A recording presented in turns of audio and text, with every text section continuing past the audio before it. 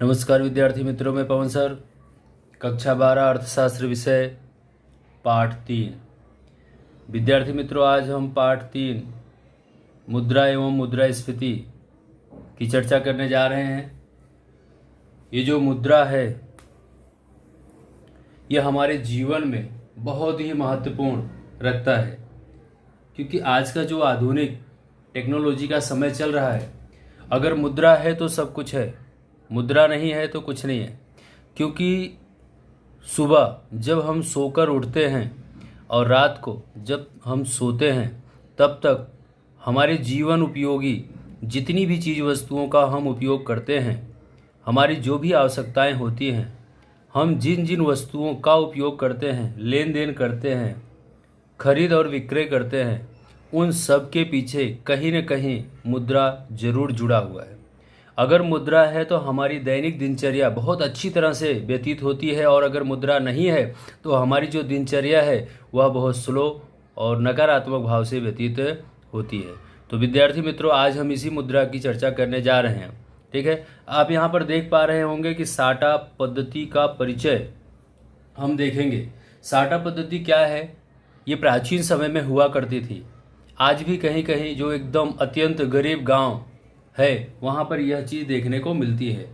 आप अपने घर में दादा दादी से पूछेंगे तो प्राचीन समय में लोगों के पास एक माचिस की जो डिब्बी आती है, पेटी, उसे खरीदने के लिए भी लोगों के पास पैसे नहीं हुआ करते थे। तो अगर शाम को चूल्हा जलाना हो रोटी बनाने के लिए, खाना बनाने के लिए, तो अगर उन्होंने आग को नहीं जमा के रखा हो, आग नहीं बना के रखी हो चूल्हे के अंदर, तो गांव में दूसरे घर से आग मांग के लाते थे, जो गोबर का कंडा है उसके ऊपर।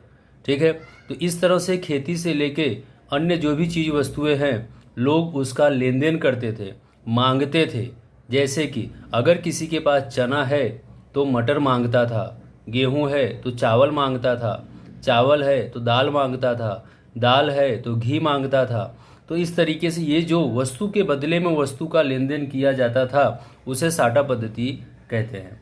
आधुनिक आर्थिक जगत में मुद्रा तमाम आर्थिक प्रवृत्तियों के केंद्र स्थान पर माना गया है। आज के समय में जो मुद्रा है वह सभी प्रवृत्तियों के बीच केंद्र रूप से माना गया है।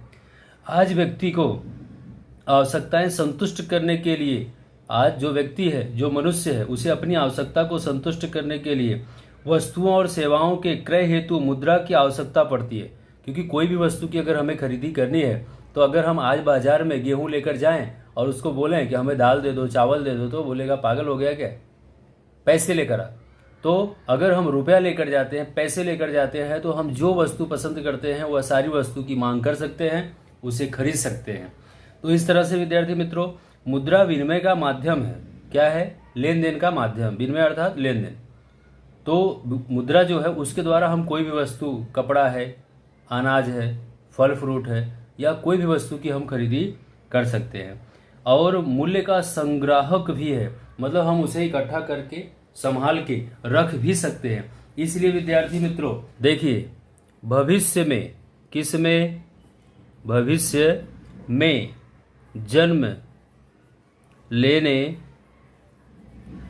वाली, भविष्य में जन्म लेने वाली आवश्यकता, क्या? आवश्यकता, जो भी भविष्य में हमारी आवश्यकता है, जो भविष्य में हमारी आवश्यकता जन्म लेने वाली है, को संतुष्ट क्या करेगी? मुद्रा संतुष्ट करने हेतु, संतुष्ट करने हेतु लोग क्या करेंगे? मुद्रा की बचत करेंगे। क्या करेंगे? बचत करते हैं। कैसे? जो भविष्य में हमारी आवश्यकता जन्म लेने वाली है, उसको पूरा करने के लिए लोगों को आज मुद्रा की बचत करना बहुत जरूरी है। क्यों? क्योंकि जो मनुष्य है, जो व्यक्ति है, क्यों? क्योंकि जो मनुष्य है, जो व्यक्ति है, ठीक है, मनुष्य की जो आवश्यकता है, क्या है? आवश्यकता, ठीक है, बहुत सारी आवश्यकताएं हैं, वह क्या है? असीमित है। क्या है? असीमित होती है। मतलब किसी एक व्यक्ति की एक बार आवश्यकता पूरा हो जाने से उसका गुजर होता नहीं है। उसके जीवन में रोज हर घंटे प्रतिदिन नई नई आवश्यकताएं उत्पन्न होती रहती हैं। कैसे? अगर किसी व्यक्ति को देखिए, अगर एक बालक है तो बालक क्या करता है? सबसे पहले कहाँ जाएगा? स्कूल। तो स्कूल में जब उसका एडमिशन होता है तो उसे सबसे पहले क्या चाहिए? ड्रेस। क्या चाहिए? ड्रेस। अब ड्रेस से उसका काम होने वाला नहीं है, ठीक है। उसके पास जूता, मोजा, ठीक है, फिर कॉपी, फिर किताब, ये उसकी आवश्यकताएं बढ़ती चली जा रही है, ठीक है। फिर पेंसिल, फिर क्या है? रबर। इस तरह से उसकी आवश्यकताएं क्या होती है? बढ़ती चली जाती है। अगर आप एक मोटरसाइकिल खरीदते हैं तो खाली मोटरसाइकिल खरीद लेने से आपकी आवश्यकता पूरी नहीं होगी। अब उस मोटरसाइकिल को चलाने के लिए आपको उसके अंदर पेट्रोल की ज़रूरत है। आप एक फ्रिज खरीदते हैं तो फ्रिज खरीद लेने से आपकी आवश्यकता पूरी नहीं होती, उसके लिए बिजली की ज़रूरत पड़ती है, ठीक है। तो इस तरह से यहाँ पर क्या है, जो मनुष्य है उसकी आवश्यकताएं असीमित है, वह कभी पूरी हो ऐसा नहीं है। जिसमें वह सभी आवश्यकताओं को स्वयं पूरा नहीं कर सकता वो भी है। अगर एक किसान है तो किसान क्या करता है? किसान कपास की खेती करता है। किसकी खेती करता है? किसान। कौन करता है? किसान। तो किसान अपनी सारी आवश्यकता क्या पूरा कर सकता है? बिल्कुल नहीं। किसान कपास की खेती कर सकता है। अब इस कपास से जो धागा बनाने का काम है वह कंपनी वाले करते हैं, ठीक है। और कंपनी से फिर क्या बनेगा? कपड़ा। अभी कपड़ा क्या होगा? बाजार में जाकर बिकता है। कहाँ बिकेगा? बाजार में। तो इस कपड़े को किसान खरीद सकता है, लेकिन किसान कपड़ा नहीं बना सकता।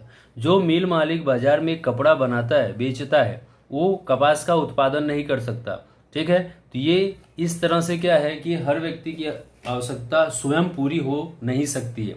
अगर किसान गन्ने की खेती करता है तो चीनी नहीं बना सकता, क्योंकि जो चीनी जिस मिल में बनती है वह मालिक गन्ने की खेती नहीं कर सकता। ये सारी चीज़ें हमें विद्यार्थी मित्रों ध्यान में रखना है। तो अब यहाँ पर क्या है कि परस्पर विनिमय द्वारा वस्तु और सेवा का आपस में आदान प्रदान होता है। परस्पर मतलब कि अगर आपको चावल की जरूरत है तो सामने वाले को दाल की जरूरत हो तो उसको दाल दे दो और चावल ले लो। अगर आपको दाल की जरूरत है, सामने वाले को चावल दे दो। जो भी मतलब इस तरह से वस्तु का क्या करना है? लेन देन करना है। तो इस तरह से यहाँ पर क्या है कि प्राचीन समय में मनुष्य अपने पास जो वस्तुएं और सेवाओं में हो उनके बदले में, जो मनुष्य के पास जो वस्तु और सेवा है उसके बदले में अपनी अन्य आवश्यकता को पूरा करने के लिए वस्तु और सेवाएं दूसरे से प्राप्त करने का प्रयास करता था। मतलब क्या करता था? लेन देन करता था, ठीक है। इस प्रथा को वस्तु विनिमय प्रथा अथवा बदला पद्धति या साटा पद्धति के नाम से जानते हैं। अब आप यहाँ पर देखिए, एक चित्र मैंने यहाँ पे थोड़ा बनाया है। ये मनुष्य है, क्या है? मानव। तो मानव की जो जीवन जरूरी चीज वस्तु है, जैसे अनाज है, कपड़ा है, घी है, जूता है, चप्पल है इत्यादि।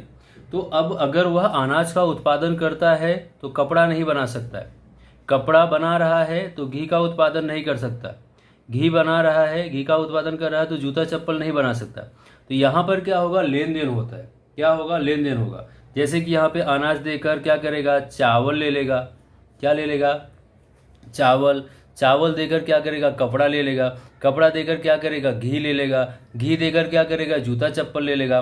तो इस तरह से ये जो साटा पद्धति थी ये प्राणियों में भी देखने को मिलती थी। किस में? प्राणियों में, ठीक है। गाय भैंस इत्यादि जो मतलब पशु हैं उनके अंदर भी देखने को मिलता था। लोग एक दूसरे के साथ साटा पद्धति के द्वारा अपने खेत में फसल का उत्पादन आसानी से कर पाते थे। तो विद्यार्थी मित्रों, आज हम इस प्रस्तावना की ही खाली चर्चा करेंगे। धन्यवाद।